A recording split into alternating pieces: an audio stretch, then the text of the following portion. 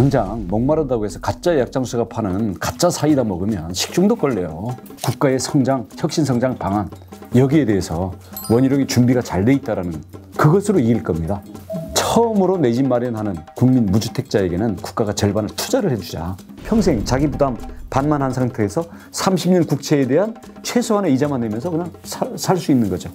사람들을 함께 끌어안고 담을 수 있는 뜨거운 가슴, 담대한 용기, 그리고 어둠 속에서도 길을 볼 수 있는 뛰어난 눈, 안목. 이거를 갖춘 리더가 되고 싶습니다. 너무나 어려운 길이죠. 하지만 어렵기 때문에 더 도전욕이 불탑니다.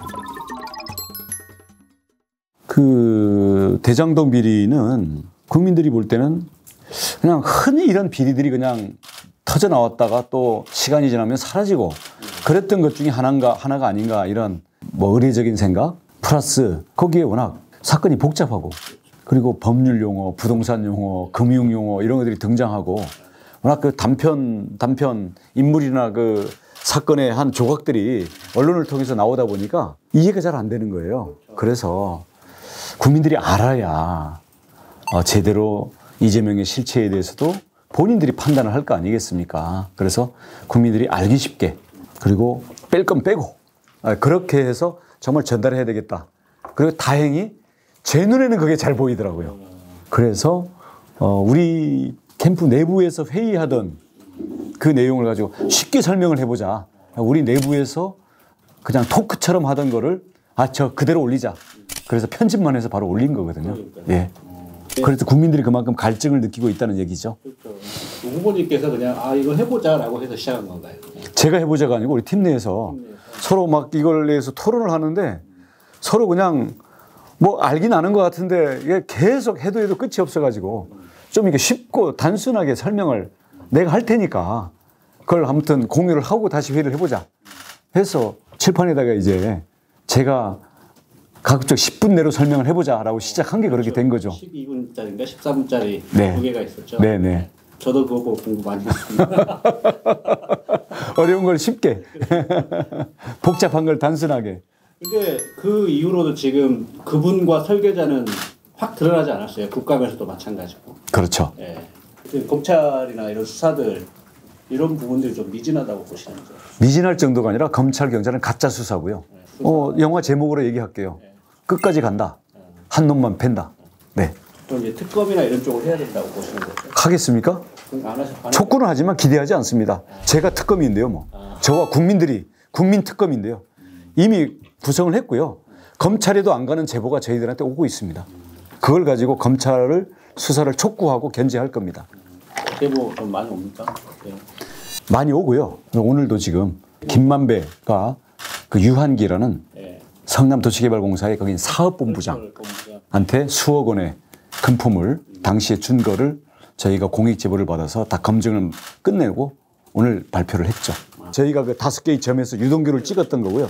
유동규 옆에 있는 유한기라는 하나는 기획본부장이고 하나는 사업본부장인데 이제 유한기가 김만배한테 돈 받고 그 사장 사임 강제하고 초과수익 환수 규정 삭제하는데 다시 역할하고 그다음 화천대유를 사업자로 짜고 치는 고스톱으로 심사위원장 들어가 가지고 선정하는데 핵심 역할을 했죠. 그래서 김만배한테는 돈을 받았고 이재명은 부인하고 있지만 이재명의 뜻을 거슬러서 사장을 사임시키거나 초과수익 조항을 삭제하거나 화천대유라는 사업자로 몰아주거나 할 수는 없는 거죠. 성남 하늘 아래 성남시장의 뜻에 어긋나는 일이 일어날 수 있겠습니까? 모든 게 한 사람을 가리키고 있기 때문에 우리는 한 놈만 팰 겁니다. 그럼 그쪽에서 뭐 법적 조치나 뭐 이런 것들 해라라는 거죠. 아니 해라. 아니 해야 검찰이 빨리 소환할 거 아닙니까? 검찰이 소환을 안 해요. 소환을. 저의 상대는 이재명 후보이기도 하지만 검찰이기도 하거든요. 검찰도 저를 소환하기를 겁내잖아요. 검찰이 저한테 물어보는 것들이 나보다 모르면 검찰이 망신이죠. 그러진 않을 거라고 봅니다만 알고도 덮고 있다고 보지만 하루라도 빨리 이재명 측에서 저를 허위사실 내지는 무고로 빨리 고발을 해서 안 했죠. 네, 그러면 검찰이 저를 소환할 거 아닙니까?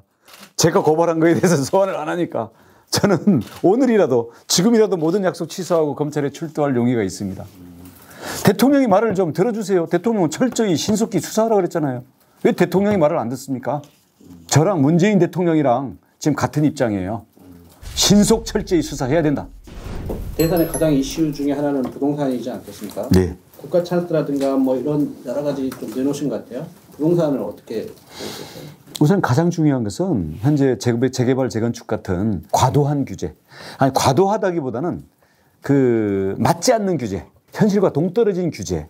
그리고 자기 모순이죠. 주택 공급하겠다 그러면서 주택 공급이 안 되는 규제를 해놓고 있으니까. 그러니까 자기 모순적인 규제를 풀어서 우선 수요와 공급에 맞는 주택 공급 이것을 시장 원리와 공공의 개입을 적절한 조화점을 찾아서 시장과 공공이 균형을 이룬 공급 정책을 우선 내주는 게 기본이고요. 그렇게 해서 전체적인 가격을 완만한 우상향으로 안정시키는 게 첫째 목표입니다. 그 다음에는 그렇다 하더라도 이건 시간이 걸리고 당장 내 집 마련의 꿈을 포기해야 되기 때문에 애도 안 낳고 이러잖아요. 그리고 이제 임대주택과 신분 아닌 신분, 세습 아닌 세습 이것 때문에 우리 국민들의 사이에 마음의 양극화가 더 벌어지고 있잖아요. 임대주택 사는 애들 또 평수에 따라서 애들끼리도 같이 안 노는 이런 문제들을 해소하지 않고는 대한민국은 희망이 없는 거죠. 그렇게 하기 위해서 저는 처음으로 내 집 마련하는 국민 무주택자에게는 국가가 절반을 투자를 해주자. 장기 투자 내지는 평생 투자를 해주자. 왜냐하면 지금 우리 보금자리론 1년에 21조 쓰는 거 가지고 그것만 가지고 해도 1년에 10만 가구 최소한 또는 더 저렴한 주택이면 그 이상 20만 가구까지 내 집 마련의 절반을 지분 투자를 해줄 수 있거든요. 그리고 그것은 돈을 국민들한테 뿌리는 게 아니라 국가가 주택을 담보로 해서 국채로 갖고 있는 거기 때문에 이것은 재정 건전성에도 해치지 않습니다. 그리고 이게 1년 1년 쌓여가면 저는 이게 5년 10년 쌓이면 자 1년에 10만 가구씩 100만 가구에다가 혜택을 주게 되면 무주택자들의 상당 부분이 해소가 되게 돼요. 그래서 그런 부분에서는 우리 정책 전문가들로부터 가장 현실성 있고 가장 질적으로 뛰어난 공약 그리고 발상의 전환으로 평가받고 있는 내 집 마련 반반 국가가 투자하는 국가가 반반 지분 투자해주는 반반 주택 이 공약이 아마 공약 중 베스트일 겁니다. 예. 아니, 좋은 취지인 것 같아요. 근데 국민들은 또 주택에 대한 소유욕이 있지 않습니까? 아니, 그래서 절반만 소유하고 나머지 집주인이 국가거든요. 네. 그러니까 여기에 대한 국채이자 30년 국채면은 우리 1% 이하로 아주 싸거든요. 그러니까 이제 소유와 차익 실현하고 싶어 할 거 아니에요. 차익 실현하고 싶으면 반만 팔든지 아니면 통째로 지분을 다 사서 차익 실현해라. 모든 선택권을 주는 거예요. 어느 지역, 어느 집 또는 언제 내가 인수를 해서 전체를 인수를 할지 아니면 반만 팔지 모든 선택권을 국민한테 주겠다는 거예요. 예를 들어서 그 결혼할 때 친가 찬스든 친정 찬스든 2분의 1 공유 지분을 같이 갖는 거예요. 예. 대신 자부담 절반으로 우선 내 집 마련으로 소유를 하고 대신 여기 있는 집주인이 권리 행사를 할 마음이 1도 없는 형식적인 집주인인 거죠. 대신 여기에 대해서 국채이자는 내야 돼요. 왜냐하면 그건 세금에서 나온 거니까. 근데 장기 30년 국채이기 때문에 은행 대출과는 비교가 안 되는 그러한 이자 부담이고 원금 상환 부담이 없죠. 자기가 그냥 평생 살겠다 그러면 평생 자기 부담 반만 한 상태에서 30년 국채에 대한 최소한의 이자만 내면서 그냥 살 수 있는 거죠. 그러면 그런 재원들은 국채를 발행해서 하는 그런 식으로? 정확히 말씀드리면 재정에서 7조를 내면 이 7조를 가지고 21조 국채를 발행해요. 예. 주택금융공사가 이미 그런 방식으로 합니다. 그러면 7조라는 재정 투입은 현재 이미 뭐 임대주택 짓는다고 쏟아붓는 돈 그리고 LH에서 쏟아붓는 돈에 비하면 아무것도 아니고 사실 거의 추가 재원 필요가 없을 정도예요. 예를 들어서 이재명 지사 같은 경우가 기본주택 100만 호 짓겠다 그러잖아요. 만약에 1억씩 100만 호를 지으려고 그러면 100조거든요. 그럼 이거를 10년 동안 지어도 10조씩 매년 들어가야 되는데 그 돈은 그 집에 들어가면 그냥 잠기는 거예요. 그리고 거기에 대해서 30년 월세만 받는 거예요.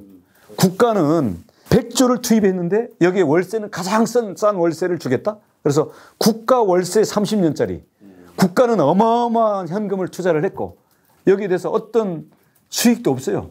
순수 재정 투입을 하고 여기에 대해서는 세입자들은 최저의 싼 임대료로 내고 이걸 30년 동안 살게 하겠다라는 게 이재명의 기본주택이거든요. 그리고 더 중요한 것은 지을 땅이 없어요. 그걸 역세권에다 짓겠다면서요. 백시. 자 여기서 저 2시간 거리에 떨어져 있는 내가 그 도시에 살 거라고는 평생 생각도 안 해봤던 도시에 지어놓은 그 주택에 가서 살라고요? 우리 1인 가구 하는 젊은이들 거기서 삽니까? 안 삽니다. 오히려 직주 근접 그리고 내 모든 생활 관계가 맺어진 이 속에서 나는 이 지역에서 적정한 주택의 가격의 주택을 사겠다. 그 절반만 투자해달라. 대신 뭐 청담동 가서 연예인이 살던 집 이거 뭐 절반 투자해달라 그러면 안 되죠. 그러면 자 최소한 우리 서울 같은 경우는 중위 가격 이하라든지 아니면 자 그런 중위 가격 이하인데 비싼 가격은 예를 들어서 하다못해 뭐 나라를 구하는데 기여를 했다라든지 자녀 수가 많으면 우선순위 주고 그렇지 않으면 싼 주택을 신청하는 사람부터 주겠다라든지 얼마든지 합리적이고 공정하고 우리 국가 정책 방향에 맞고 다른 사람들도 동의할 수 있는 저는 그러한 룰을 만들 수 있다고 생각합니다. 그것은 전문가들이 시뮬레이션에서 짤 문제고요. 여러 가지 방안을 놓고 대신 이런 방식으로 국가가 투자를 해줌으로써 내 집 마련의 찬스를 국가가 주고 대신 이거는 거기다 뿌려주거나 아니면 국가가 생으로 가서 집을 새로 때려 지어가지고 주겠다. 지어서 주려고 그러면요. 임기 다 끝나요. 지금 계획이 서도 부지 확보하는 데만도 5년 내에 부지 확보도 못할 겁니다. 저희 반반주택은 부지 확보가 필요 없어요. 지금 있는 집들 그게 기준에만 맞으면 바로 절반을 투자해 주겠다. 21조 범위 내에서 1년간. 이런 거기 때문에 전문가들이 들여다볼수록 이 공약은 뛰어난 공약이다라고 평가가 나오는 거죠. 어떤 대통령이 돼야 된다고 생각하고 어떤 대통령이 되고 싶으신지에 대한. 저는 대통령은 사람, 국민을 담는 그릇이라고 생각을 합니다. 그래서 저도 그릇을 키워야 되고 그런데 이 그릇을 키워가지고 그냥 보스, 리더 이게 아니라 이건 길을 만들기 위해서거든요. 국민들이 어둠 속에서 헤매고 길에서 이탈되는 사람도 있고 거꾸로 가는 사람도 있고 그런데 길을 가고 안 가고는 자기 마음이지만 우리가 함께 가야 될 길을 내는 사람이거든요. 길을 보고 길을 내는 사람이라고 생각을 합니다. 그런 면에서는 사람을 담는 큰 그릇이 되기 위한 가슴을 갖고 있어야 될 거고 그다음 어둠 속에서도 길을 보기 위한 그 안목과 그 길을 간다라는 것은 변화는 모두 두려워하고 모두 저항이 있거든요. 그것에 대한 진정한 담대한 용기가 있어야 된다고 생각합니다. 그런 면에서 사람들을 함께 끌어안고 담을 수 있는 뜨거운 가슴, 담대한 용기 그리고 어둠 속에서도 길을 볼 수 있는 뛰어난 눈, 안목 이거를 갖춘 리더가 되고 싶습니다. 너무나 어려운 길이죠. 하지만 어렵기 때문에 더 도전욕이 불탑니다.